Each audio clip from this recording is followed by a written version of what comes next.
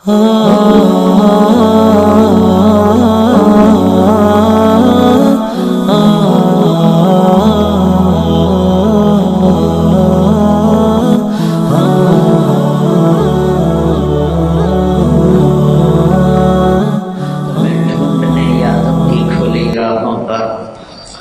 باتوں کی طرح روز بکھر جاتا.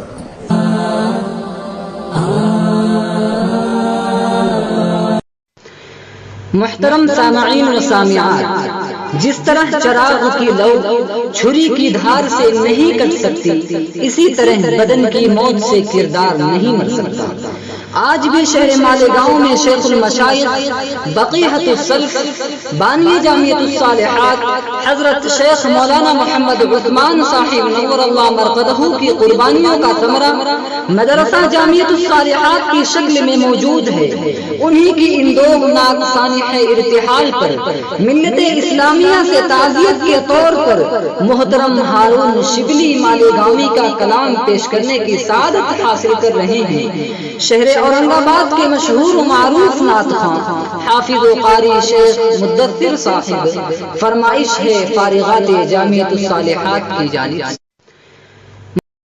ایک مجموعہ ہے خار و گل کی ساری کائنات،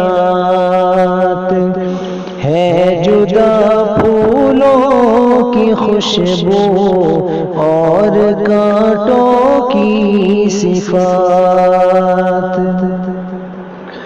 ہاں مگر کچھ خار ان میں پا گئے حسن حیات، جن کے ایک ایک کام کو قدرت نے بخشا ہے صبات. مولوی عثمان کی ان میں، مولوی عثمان کی ان میں ہے نمایاں ایک ذات، جن کی دنیا تمنا جامعۃ الصالحات، جن کی دنیا تمنا جامعۃ الصالحات.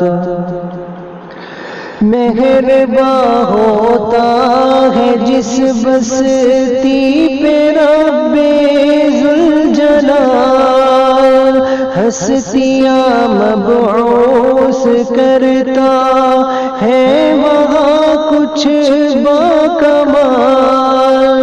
کارنامے دہر میں اکثر ہے جن کے لازوال. مولوی عثمان بھی قائم کر گئے ایسی مثال، خون دل اپنا نچوڑا، خون دل اپنا نچوڑا ہے مسلسل دن و رات. تب کہیں جا کر بنا ہے جامعۃ الصالحات، تب کہیں جا کر بنا ہے جامعۃ الصالحات. مولوی عثمان تھے مالیگاؤں کے ایک بے مثال عالم دیبا، اس میں نہیں کچھ قیل و قال. وہ رہے حالات ملت سے بہت مایوس حال، بارگاہ اظہار کرتے تھے وہ اپنا یہ خیال. ہاں مگر تھے دھن کے پکے، ہاں مگر تھے دھن کے پکے، اس لیے وہ اپنی بات دہر سے منوا گئے. جامعۃ الصالحات دہر سے منوا گئے جامعات الصالحات